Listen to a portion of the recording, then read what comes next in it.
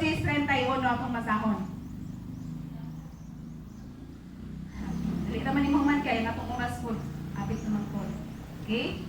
So, ano Korinto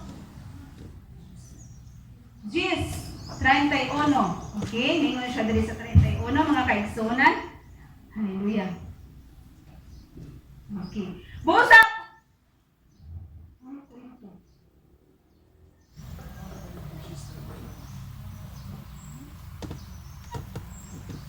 Okay. Busa pun mukaon kamo aminom o magbuhat og bisan unsa, buhata ang tanan sa pagpasidungog sa Dios. No? Kana nga mga butang nga mingon tag pag inom. Oh, sa to? Pag inom og busa kung minom og sa to? Mukaon kamo, buhata kana aron sa pagpasidungog sa atong buhi nga Dios. Buhat pasabot anak mga kaisuran nga dili lang kay sa pag-inom kundi ninyo siya sa tanang butang, no?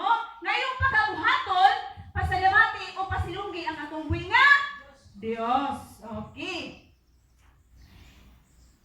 Ang atong iningon ta diri lead intentionally, no?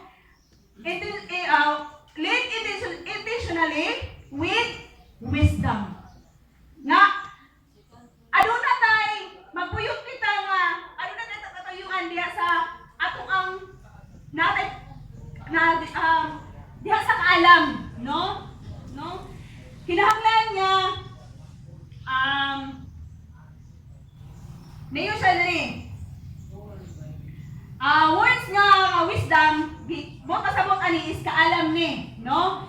Gigamit nato ni kinahanglan di ay ang atong kaalam, ang atong kaalam nga kini, nahibalo man gayud kita nga gikan kini sa Dios. Ang kaalam nga atong gikuptan or nahuptan sa atong kinabuhi, gikinahanglan di ay nga atong gamiton sa insakto. Ay no, pagsiga-siga og maayo na inyong kaalam. Ayun siga-siga no? Dili ninyo kanang pataka-takaan na ninyo zaman istorya. Hulkit nga namoy kaalam, no? Dili ninyo i-plaster og insakto. So gikinahanglan nga plastaron nato og insakto ang gihatag na kaalam gikan sa Dios. Amen ba? Kuha na nato? Na? Naatay kaalam nga gihatag sa Dios o kanang kaalam nga gihatag sa Dios diha kaniyo sa imong kinabuhi gamita sa insakto pod. Amen ba? Kuha na nato na? Mindset ba? Oh, ano ba? No? Kay once nga imo nang gigamit sa insakto kanang kaalam nga gihatag kanimo, mahimong makabuluhan ang imong kinabuhi sa matag adlaw dinhi sa kalibutan. Sige. Hapit na magmahuman. Sino pa katong ingon imong katong grow mo kin o katong uban nga kay To forgive, to heal, to grow. ang Israel sa unang panahon mga igsoon katawhan na sa Ginoo. Pero tungod sa kining katawhan tao lagi nakasala sila.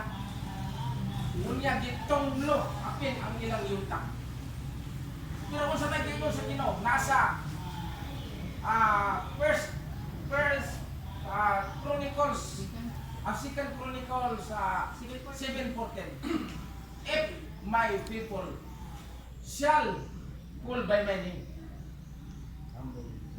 Gingon diha nga kung ang akong mga katawan mutawag sa akong ngalan og magpaubos na ang iyang saad ayugon. Amen. Sa ato pa mga igsoon kung di ta mosunod itong bukod gyud ay ta. Wala ako. Kining gingon nimo nga katong mindset. Bisan pag makahuman ka kurso, soldado ka, tunglo ang imuhang labas, wala niya. No! Bisan pag professional ka, nahimo ninong itonglo. Amen. Ang boss, anak, is maipos. Okay.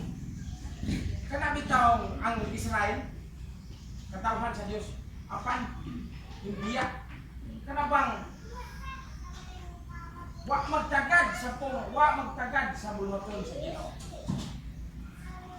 Pero kung sa may giingon, mga igsoon, balik ug mutalikod sa ako, ang mutalikod sa pagkadautan, kanang giingon nga unsa mga dautan.